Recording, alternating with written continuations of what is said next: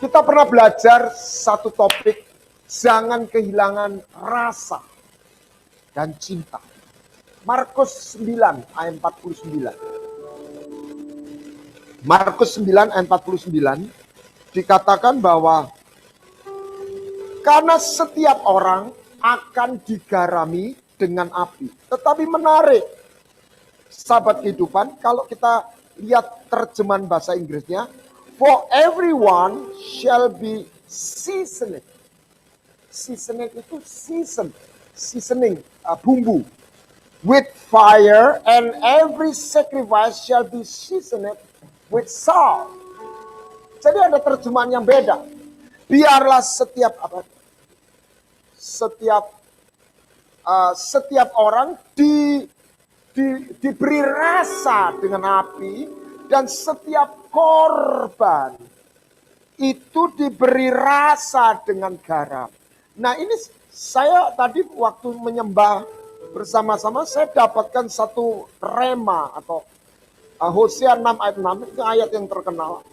Inilah sebenarnya salah satu pilar ibadah, karena iman, hidup oleh iman itu bukan sebuah event, bukan sebuah momen saja, sebuah journey.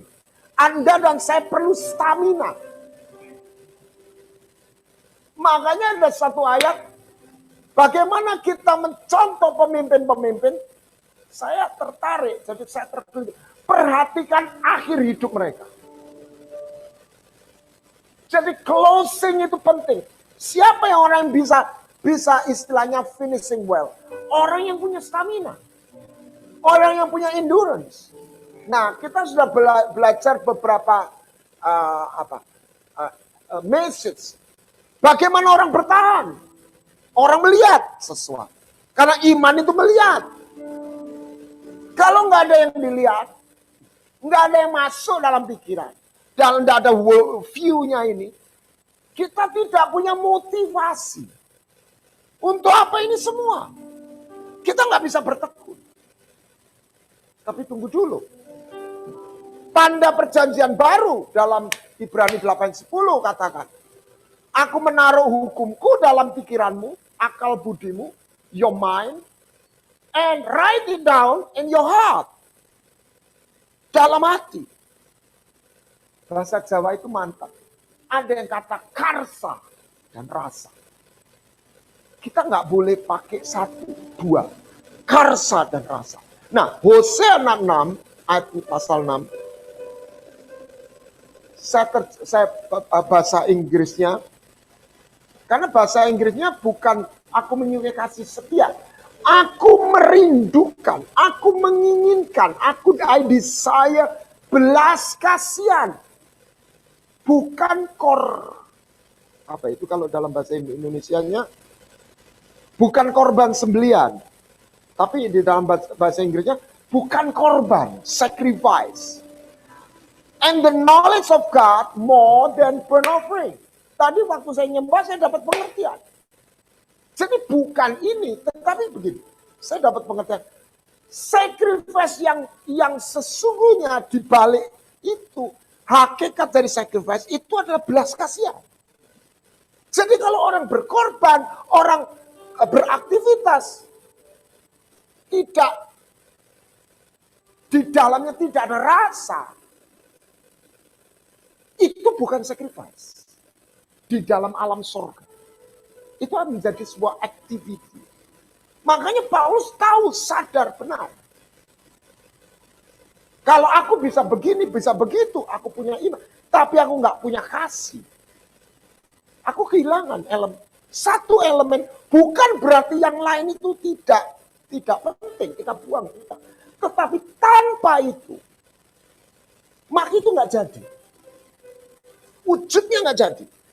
Nah, berikutnya, Tuhan yang suka pengenalan akan Tuhan lebih dari korban bakar.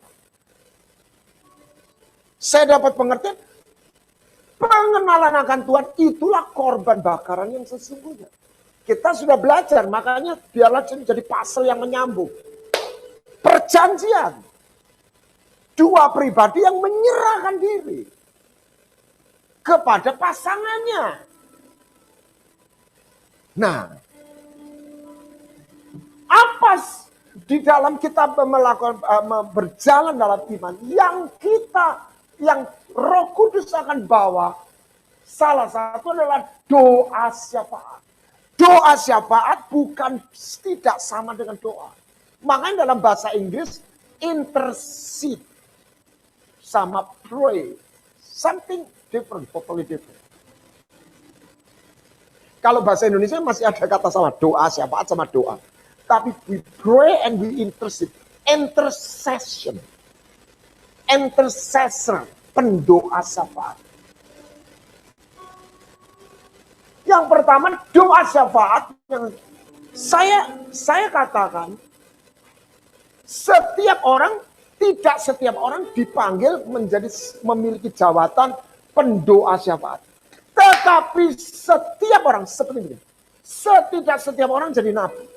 Tapi sesungguhnya setiap anak Tuhan mau bawa dia mengalami sebuah nuansa profetik.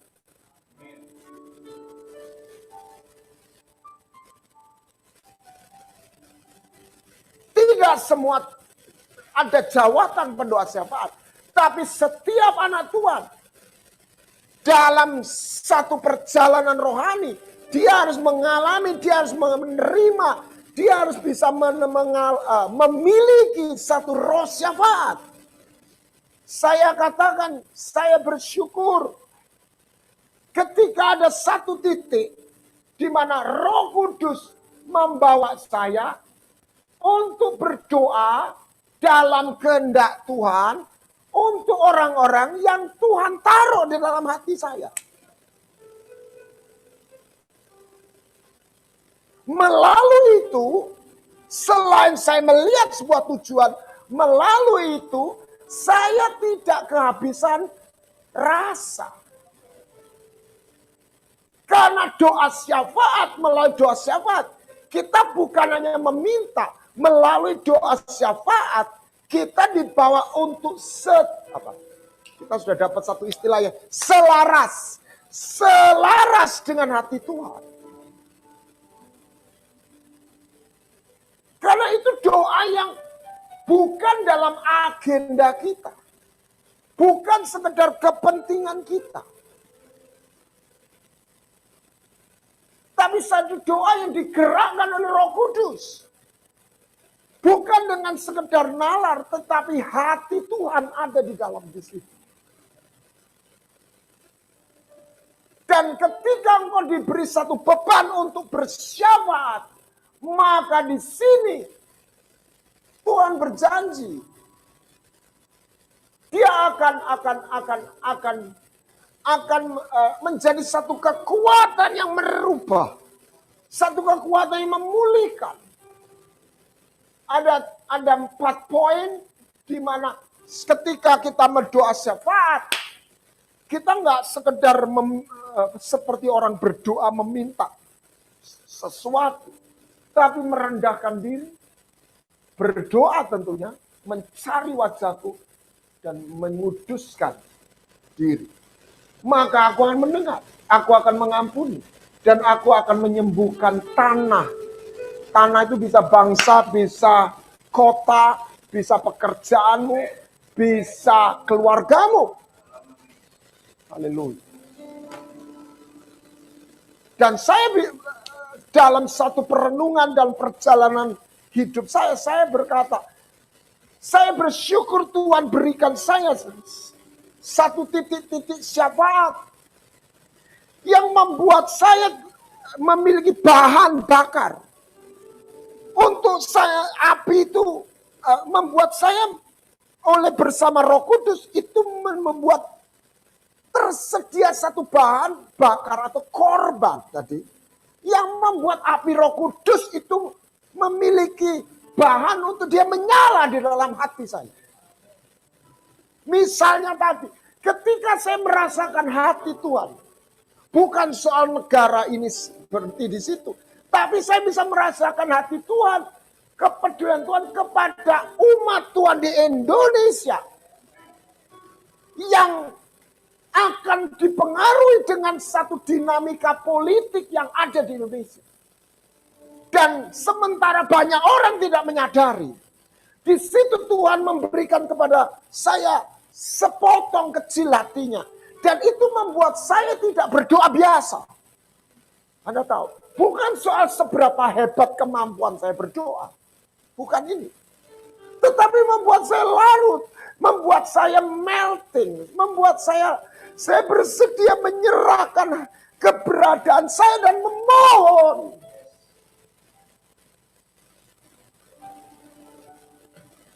Tapi dalam proses itu, saya mendapatkan satu blessing apa? Saya masuk dalam api, nyala api atau hatinya Tuhan. Dan itulah saya tahu, itulah yang membuat orang berjalan. Dia tidak pernah kehilangan satu nyala api sampai dia berusia. Ada orang-orang yang rohnya menyala. Saya percaya tidak mungkin ada orang bisa menyala terus rohnya. Kalau dia tidak menerima satu roh syafaat yang membawa dia berdoa untuk jiwa. Nggak bisa. Karena natur kita adalah egois. Natur kita hanya mikir diri sendiri. Natur kita nggak membawa kita untuk mikirin orang lain. Roh Kudus memampukan kita. Saya sudah bersaksi bagaimana saya sembuh dengan waktu saya terjangkit COVID secara, saya katakan kalau saya bilang it might be the instant.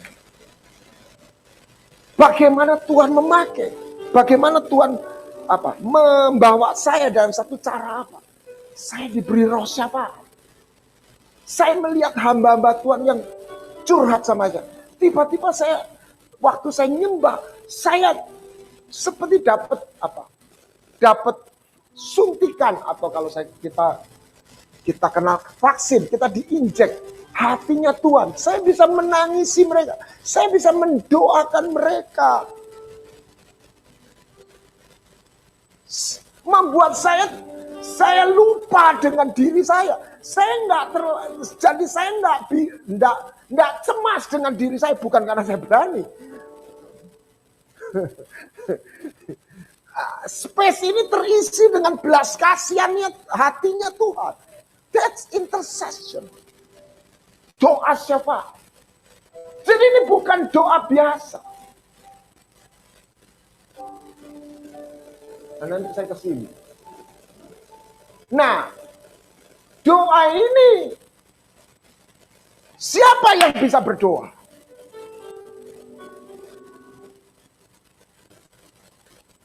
Secara pakem saya temukan doa syafaat adalah official prayer of priest. Jadi orang yang bisa bersyafaat adalah dia memiliki jubah imam. Tapi nanti ada tapinya. Ini penemuan yang saya dapatkan. Apa bedanya nabi? Saya tadi baru kirim. Apa bedanya nabi dengan pendoa syafaat?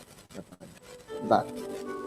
Kalau nabi saja, dia prophet speak to people on the behalf of God. But intercessor speak to God on the behalf of people. Makanya Yesus itu adalah nabi dan imam besar. Dia datang dari sorga, dia bawa hatinya Tuhan, maksudnya Bapa. Dia mati, dia bangkit, dia naik ke sorga, membawa kepentingan manusia. Jadi Anda kalau jadi pelayanan profetik, kita nggak cuma ngomong nubuat, tapi kita harus menjadi sekaligus intercession prophet, intercessor prophet atau intercession. Jadi nabi yang pendoa syafaat, sehingga kita nggak cuma kamu gini, tetapi hati Tuhan sudah bukan rahasia. Beberapa orang yang punya karunia nubuat bisa membukakan, bisa menyingkapkan, dia bisa tahu keadaan atau orang ini, tapi orang itu justru malah tertuduh, malah terhukum. Kenapa? Apa yang kurang? belas kasihan. Doa syafaat. Dia bukan pendoa syafaat. Dia langsung mau gini-gini. Nah, gimana? Gua nggak peduli. Pokoknya begini.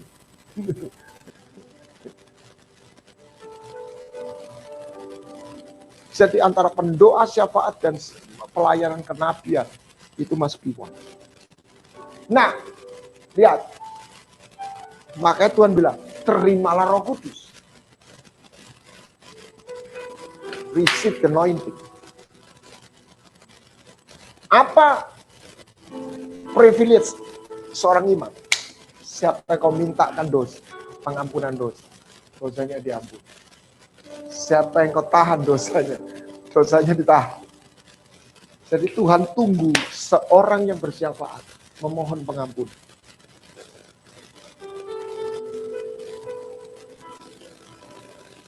Makanya ketika Tuhan taruh jiwa-jiwa tertentu, engkau bawa, engkau bersyafaat. Dan di situ engkau bertumbuh di dalam pengurapan. Karena doa bukan untuk doa. Oh doa, saya doa 2 jam, saya doa 3 jam. Nah ya apa? Makanya saya permisi, bukan berarti saya anti doa yang lama. Tetapi dalam realitanya ada sebagian orang yang doanya udah jam-jaman, tapi nggak hidup dalam pengurapan. Kenapa? Di dalam doanya nggak ada rasanya. Nggak ada hati Tuhan di situ. Karena doa itu bukan adalah sebuah hubungan timbal balik. Kita tetap bukan hanya kita menaikkan permohonan sama Tuhan, tapi dalam satu titik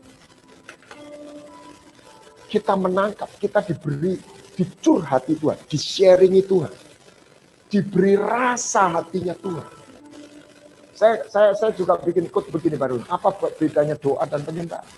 Kalau doa kita meminta kemurahan Tuhan, kebaikan Tuhan, sehingga kita menikmati kasih-Nya, kebaikannya, blessing. Tapi kalau penyembahan, kita menyediakan diri kita. Kita dinikmati, dimakan Tuhan. Syafaat, kita berdoa. Apa itu imam? Dia tidak berdiri untuk dan atas dirinya sendiri. That's why this is the official prayer. Ya, doa syafaatnya Musa. Tuhan sudah bete nih dalam keadilan. 10 kali orang ini. Udah tak tunggu 1, 2. Tuhan itu ingat, Tuhan itu bukan maha sabar. Tuhan maha kasih, tapi Tuhan tidak maha sabar. Dia punya batas. Kasihnya tetap.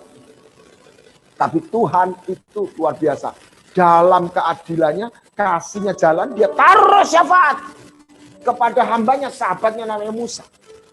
Dan di situ Tuhan dalam tatanannya, Tuhan tunggu permohonan. Jadi Tuhan itu main kartu gitu ya. Nah, roh syafaat inilah yang membawa Musa seolah-olah kalau kita nggak ngerti ini, seolah-olah Tuhan itu diajari Musa. Tidak. Apa yang disampaikan Musa itu sebenarnya hati Tuhan juga.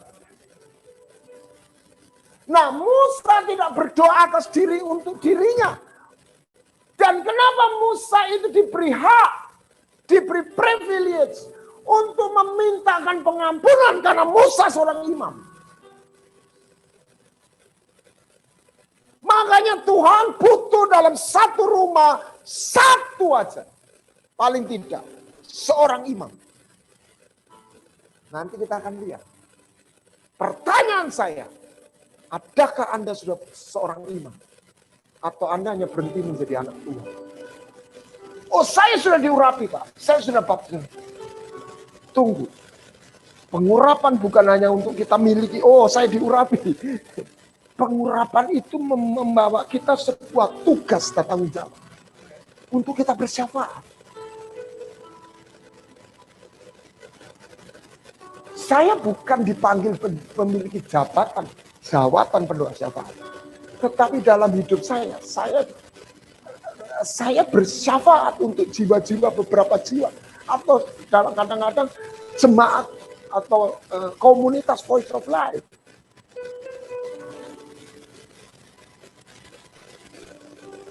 Dan Tuhan mengampuni, mendengar. Seperti yang Yesus katakan, terimalah Roh Kudus. Siapa kau mintakan ampun. Nah, lihat apa yang dilakukan Harun ketika tulah itu. Orang itu ngomel terus. Lihat Korah dibunuh. Itu orang udah kurang ajar. Kena penghakiman malah dibelai. Ya itulah. Saya nggak ngerti namanya manusia itu. Orang jahat ada aja yang suka ya. Itu kalau kita lihat politik itu ada orang-orang yang aduh udah omongannya udah nah, tapi ya pendukungnya juga ada gitu ya. Nah ini Korah ini pendukungnya juga banyak. Tuhan sampai bilang ini gimana sih? Udah murkanya jalan lagi dalam keadilan itu sudah di luar batas kepantasan kira-kira gitu. Musa tahu, ini sudah melanggar protokoler kesehatan ini. Gitu. Kerumunannya udah melewati batas ini. Musa bilang, Harun, bawa hukuman, tumpah. Dan langsung Harun membawa pebaraan hukuman. Seperti yang dikatakan Musa. Berlarilah di tengah. Inilah tugas. Siapa Harun itu? Imam besar. Ini gambaran Yesus. Dan dia berdiri, ini menarik. Ketika dia berdiri di antara orang mati. Imam itu dia berdiri antara Tuhan dan manusia. Kita punya imam besar. Tapi jangan lupa, kita imam kecil. Kita imam. Apa yang dilakukan Yesus secara makro, Tuhan panggil kita lakukan secara mikro. Dengan fondasinya imam besar. Haleluya. Nah ini. Apa yang dilakukan Ayub sebagai seorang ayah? Dia bukan hanya ayah.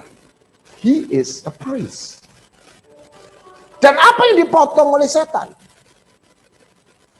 Apa yang dipotong setan? Korban.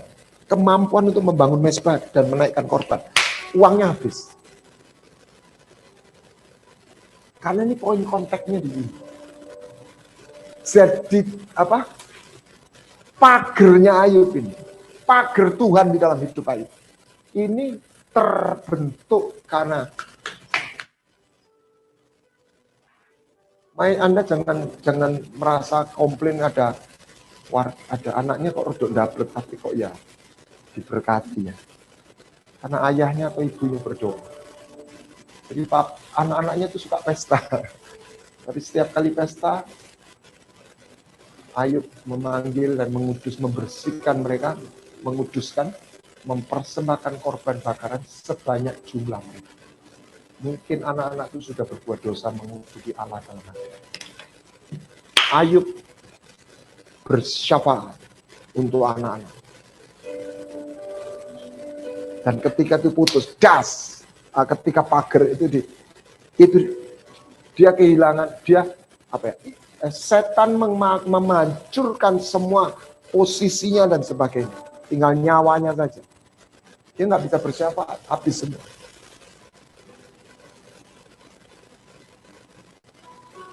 Makanya perlu sebuah tiang dalam setiap warga, dalam setiap pelayan. Makanya idenya pria sejati di situ. Kalau tiangnya itu putus, ambruk bangun. Tapi tunggu dulu, kalau ayahnya patah, ibunya bangkit, belum hancur keluarga. Tapi kalau dua-dua, ya butuh orang syafaat dari luar, udah nggak bisa. Nah, kok hilang? Kok macet? Ya, ini menarik. Nah, Tuhan mencari orang-orang yang mempertahankan. Jadi Tuhan dalam keadilannya dia harus menghukum. Di dalam kasihnya dia tidak ingin menghukum. Tapi dia tidak bisa by accident. Bahasa Jawanya ujuk-ujuk dia batali. Dia mencari orang yang bersyafaat. Mempertahankan. Saya jadi tertarik istrinya Ayub. Itu sudah istri kurang ajar. Layak mati. Tapi ternyata istrinya Ayub nggak mati. Kenapa? Ayo berdoa.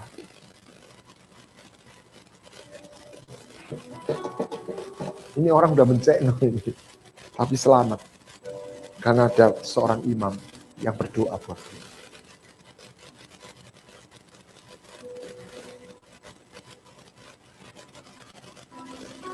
Makanya Tuhan bilang, percayalah kepada Tuhan Yesus Kristus. Ini Rasul Paulus. Engkau akan selamat dan engkau, ini pegang Bapak Ibu Saudara, sahabat hidup. Kalau ada anggota keluargamu yang belum dimenangkan, kau doa. Doa. Nah, lah kalau saya belum jadi imam, belum punya pengurapan imam, saya nggak bisa apa. Saya menemukan, ini satu pengertian penemuan saya, ini menarik. Anda bisa menjadi seorang imam, walaupun Anda belum jadi imam. Kalau Anda adalah orang tua atau anggota keluarga.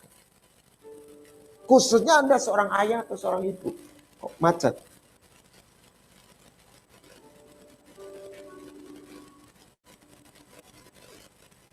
Nah, when parent, mother or father cry out,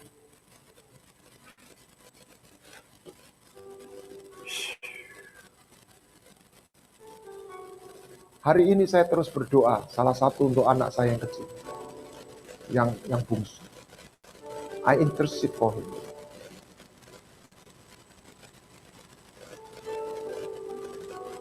Dan saya meminta sama Tuhan kemurahan, karena orang anak itu dia harus mengalami benar-benar encounter. Lihat bagaimana Ismail diberkati ketika Hagar dia teriak, aku nggak tahan Tuhan. Tuhan jangan hukum, jangan biarin anak itu mati. Cep. Ini saya tertarik ayat ini powerful. Allah mendengar suara anak itu. Ketika Hagar menangis dengan suara nyaring. Amin. Dan malaikat Allah adalah Tuhan sendiri berseru dari langit kepada, apa yang kau susahkan Hagar? Aku akan memberkati. Aku mendengar suara anak itu. Bangun anak, bimbinglah. Aku akan membuat dia bangsa yang besar. Lihat. Bagaimana Musa menjadi seorang yang dikasih Tuhan. Ya, orang hanya bilang, ya dia dipilih. Makanya teori konsep kasih karunia, di balik kasih karunia ada kebenaran. Bagaimana Musa mendapat kasih karunia? Ada orang tua yang berdoa. Bagaimana Salomo mendapat favor from God? Orang tuanya Daud dan Bathsheba berdoa, mereka dalam penyesalan saat itu. Nah, lihat. Ini kan Musa lahir dalam satu politik yang gawat. Setiap anak laki orang Ibrani sembelih, bunuh. Dan ini lahir, dia lihat anak ini ganteng. Anak ini just a beautiful child. Musa itu ganteng banget. Dan buat saya bisa bayangkan Musa itu bukan cuma ganteng, berkarisma. Sejak kecil itu, ini bukan bayi sembarangan.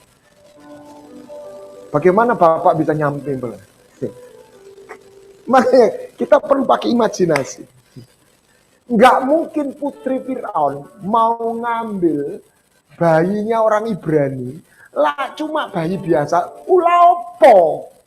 Ini bayi istimewa. Wih, lucu nih, ganteng arek. Gelem aku. Masih ini budak. Ini anak budak.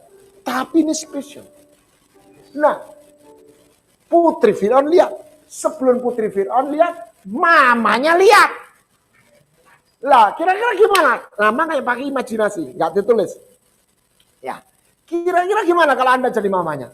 Dua anakku ganteng, lucu kayak gini dibelah.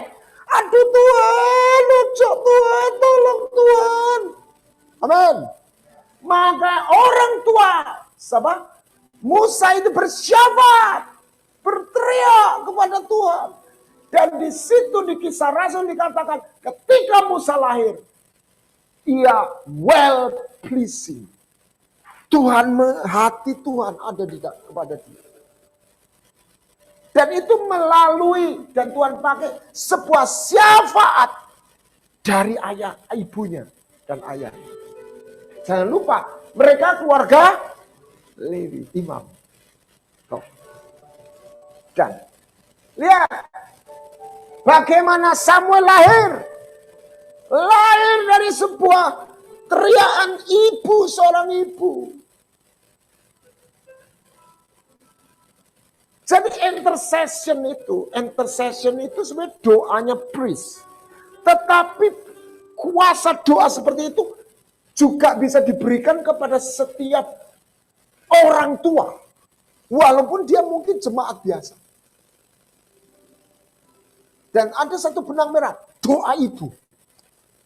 That's powerful. Kalau ibu nggak ada, ya nenek. Doa, saya melihat tokoh-tokoh Alkitab itu banyak yang hasil doa ibunya. Lihat, perempuan Sirofenisia, terus anak yang dibangkitkan itu, mati, ibunya nangis. Yohanes, Yakobus, semua ibu-ibu yang datang dan meminta kepada Tuhan. Kalau di sini ada yang ikut YouTube live streaming atau Zoom, kalau Anda seorang ibu, biarlah Anda bersyafaat untuk anak. Kalau Anda seorang ayah, biarlah engkau mulai bersyafaat. Kau tangkap hati Tuhan, kau tangisi anakmu. Ibu dari John Wesley dan Charles Wesley bertanya, apa Bu rahasianya kok anak ibu menjadi luar biasa begini? Waktu dia kecil, saya mandiin dia dengan air di, apa itu namanya, bathtub. Tetapi dia bertumbuh. Saya basahi mereka dengan air mata saya dalam doa. Dan ibu John Wesley melihat anaknya menjadi anak-anak yang luar biasa. John Wesley dan Charles Wesley. Saya melihat ada satu keluarga hamba Tuhan. Secara teologi saya berseberangan, tapi saya tidak pernah merasa bermusuhan. Keluarga dari Pak Stephen Tong. Saya tahu keluarga ini punya ibu yang luar biasa. Ada Pak Stephen Tong, ada Pak Caleb Tong, ada Pak Solomon Tong, ada Caleb Tong. Itu yang di Amerika ada 4 atau 5. Semua jadi hamba Tuhan. Saya bilang ini ibu yang dahsyat. Ingat mereka bertumbuh dalam single parent. Ayahnya udah meninggal lebih dulu. Halo, Anda yang seorang ibu, jadilah ibu yang luar biasa. Salah satu ibu yang luar biasa apa? Bersyafaat untuk anaknya. Haleluya. Ya. Dia bernazar, Tuhan aku serahkan anak, kalau aku hamil tak serahno kepadamu. Dan Tuhan ingat kepadanya. Dan dia melahirkan seorang anak, mengandung dan melahirkan, namanya Samuel. Aku telah memintanya dari Tuhan. Poin yang ketiga, jadi seorang imam, seorang yang sebagai orang tua. Jadi kalau imam dia tidak ada hubungan keluarga, dia bisa bersyafaat untuk bangsa, untuk tubuh Kristus, untuk perorangan. Siapa Anda yang terpanggil, mulai Anda bertekun di situ. Sebab di situ nyala api Roh Kudus gak akan pernah padam dalam hidupnya. Kalau Anda lakukan. Karena Anda masuk dalam keselarasan dengan hati Tuhan. I desire mercy. Aku merindukan belas kasihan. Nah, siapa orang yang bersyafaat? Nah ini. Satu poin. Adalah orang yang lagi menderita. Jadi dia orang yang menderita. Poor and needy. Itu ketika dia berseru, itu kekuatan doanya, posisi doanya seperti syafaat. Ya, Jangan kau tindas ini, ngeri ini. Dan kau tekan seorang asing. Sebab kamu pun dahulu orang. Kamu dulu itu sengsara. Jangan main-main dengan orang sengsara. Seorang janda anak yatim jangan kamu tindas. Jangan kamu opres. Jangan kamu perlakukan. Jika kamu menindas mereka, aku mendengar seruan mereka. Jika mereka berseru-seru kepadaku dengan nyaring, maka murkaku akan bangkit. Aku akan membunuh engkau dan tak jadi no istrimu janda. Ini saya baca nih. Aduh Tuhan, jangan galak-galak Tuhan. Tapi Tuhan itu keklik ketika orang itu lagi sengsara. Lihat Hagar, waktu dia dianiaya Sarah. Dia teriak, Tuhan dengar. Makanya saya bilang begini, kalau Sarah main jurus bahasa Jawanya ngerti jurus delosor, enggak jurus neken balik. Ini Hagar kan kurang ajar sama sama tuannya, sama Sarah. Ya kan? Dia yang punya usul, tapi kan senjata makan tuan. Wah, sekarang hamil, kamu nggak punya anak. Wah, Mas Sarah sakit hati, gak ditekan. Sampai nggak kuat lari. Tuhan memberikan satu berkat. Kalau Sarah bilang gini, aduh Tuhan, aku dikata-kata oleh dia nggak habis Hagar. Poor and needy, I'm merciful and gracious. Jika kau meminjam uang kepada salah satu orang umatku, ya ini jangan disalah, nggak boleh terus. Oh, kalau gitu disalahgunakan, nggak usah balik no. Orang itu miskin dan jangan berlaku sebagai penagih utang. Jangan bebankan bunga. Jika kau sampai mengambil jubahnya sebagai kau pegadaian, kembalikan. Jika cuma punya satu pakaian, lalu dia nggak bisa tidur, terus dia pergi tidur, itulah pembalut kulitnya. Pakai apakah ia pergi tidur? Maka apabila ia berseru padaku, aku akan mendengar. Aku di pihaknya dia. Jadi saya mengalami waktu tahun 98, saya tertindas, saya nangis jam 3 pagi, saya bangun, Tuhan, aku enggak kok. Di situ favor blessing Tuhan. Makanya hati-hati dengan orang yang menderita, sengsara, gak balas, teriak sama Tuhan. Hari ini orang mulai gentar. Orang mau bilang apa? Ketika Ahok masuk diadili dengan satu dakwah yang direkayasa menurut saya. Dan dia tidak melawan, dia tidak maki-maki balik. Tapi dalam penderitaannya, dia teriak, saya tahu. Dan dia bilang, apa yang kau lakukan bukan ketemu saya, ketemu Tuhan. Dan hari ini orang mulai gemetar. Ketika orang sengsara, dia tidak membalas, tetapi dia berseru sama Tuhan. That's dangerous. Raja bisa gelundung karena orang kecil yang sengsara ditekan, dia teriak sama Tuhan.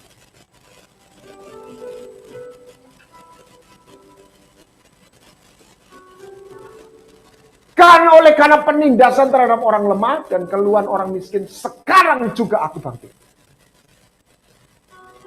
For the oppression of the poor and sighting of the needy, now I will arise, says the Lord. Jadi waktu Anda sengsara, waktu Anda tertindas, sebenarnya Anda punya kesempatan. Seperti saya sampai ketika saya merasa saya teriak sama Tuhan. Saya menangis di hadapan Tuhan. Saya enggak mendoakan, Hana tidak mendoakan Penina mati kecelakaan tubruk mobil. Hana juga bilang, Tuhan bela aku. Dan dia dapat mutiara kehidupan, Samuel. Jadi ketika Anda sengsara, ketika Anda tertekan, Anda punya kesempatan untuk mendapat favor, a special blessing dari Tuhan. Karena Tuhan salah satu keberadaannya, aku pembela, I'm defender of widow, I'm father of fatherless. Aku pembela orang-orang yang poor and needy. Sebab ia akan melepaskan orang miskin yang berteriak minta tolong. Orang yang tertindas, orang yang tidak punya penolong. Ia akan sayang pada orang lemah dan orang miskin. Ia menyelamatkan nyawa orang miskin. Dan ia akan menebus nyawa mereka dari penindasan keras. Darah mereka mahal di mata Tuhan. Jadi orang yang poor dan needy, doanya itu seperti seorang imam yang bersyafaat.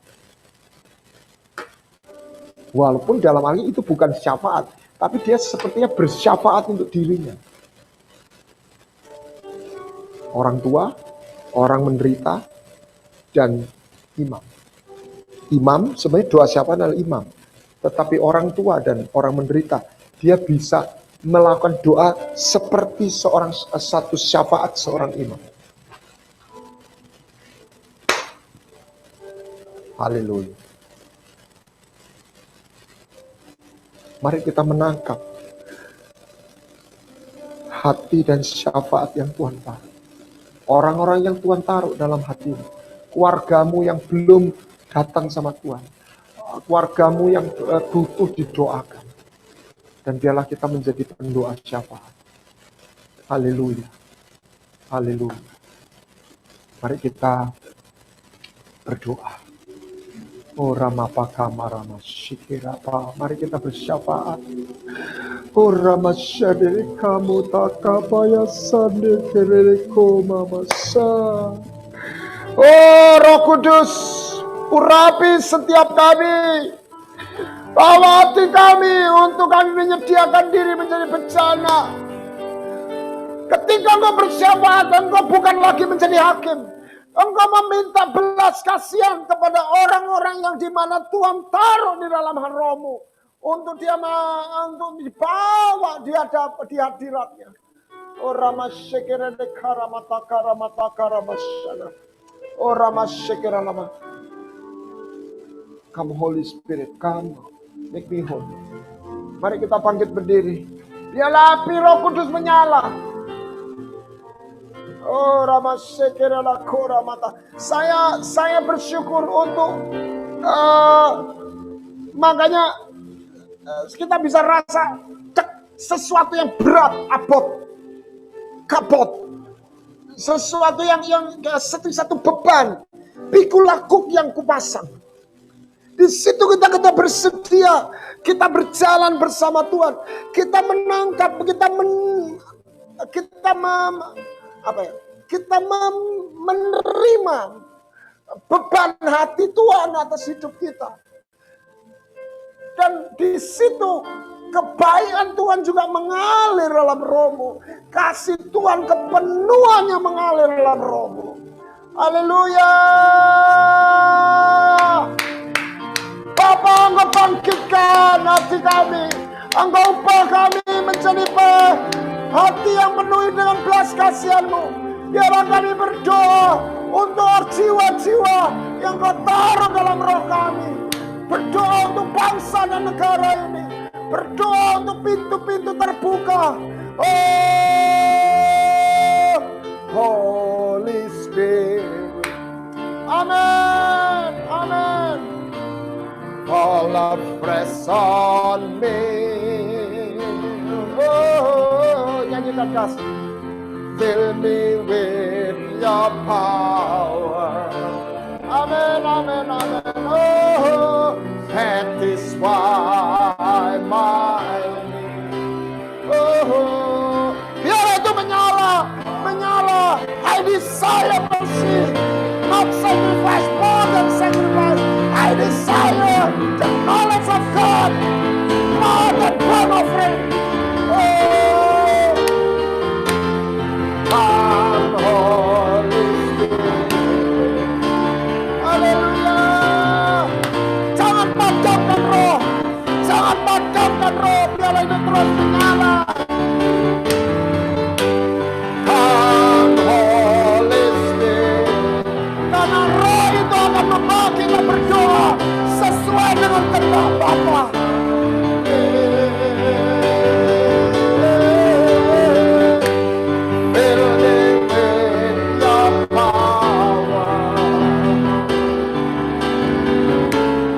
Satisfy my need.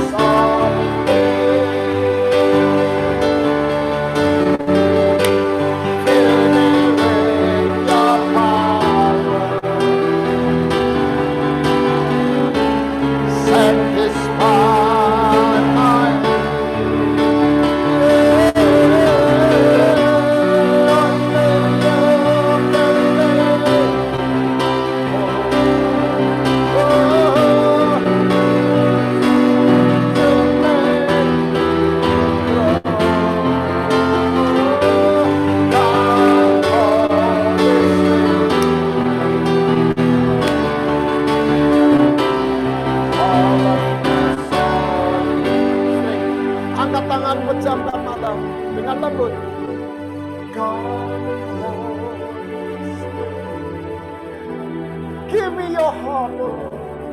Teach us to know, understand your heart, O Lord.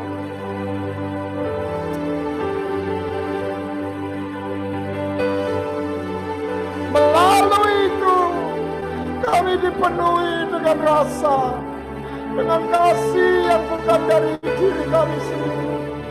Itulah yang membuat kami terus bergerak, berlari tiada lelah, berjalan tiada penat. Itulah yang membuat kami penuh. Itulah yang membuat kami mengalami baptisan Roh Kudus.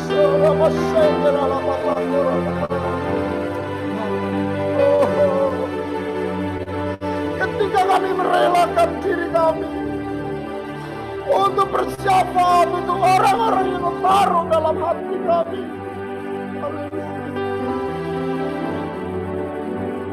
Kami berdoa untuk anak-Mu Anton Tuhan. Kami minta Bapa, kami tahu secara medis tidak ada jalan, tapi kami percaya Tuhan tidak ada mustahil buat Engkau. Kami mohon kemurahan-Mu Tuhan, kami mohon intervensi-Mu.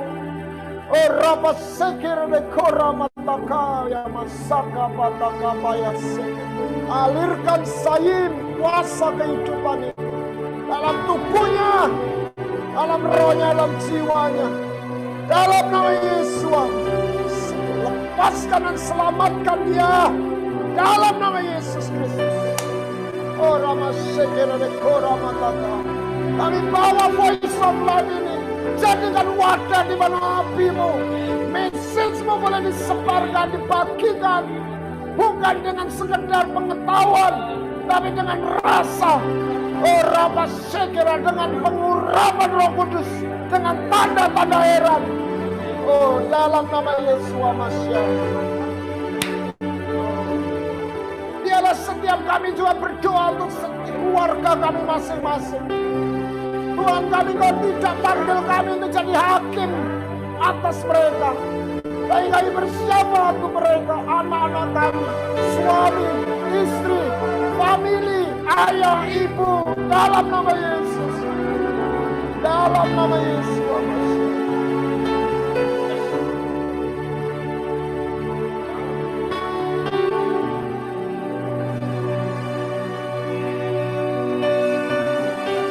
Roh Kudus untuk hadirat-Mu. Jangan Kau ambil rasa dan cinta ini, sehingga kami menjadi setiap apa yang kami kerjakan itu dengan garam yang dari Kau Tuhan. Bukan lagi untuk nama kami, untuk siapapun, tetapi biarlah nama-Mu dipermuliakan dalam nama Yesus. Come Holy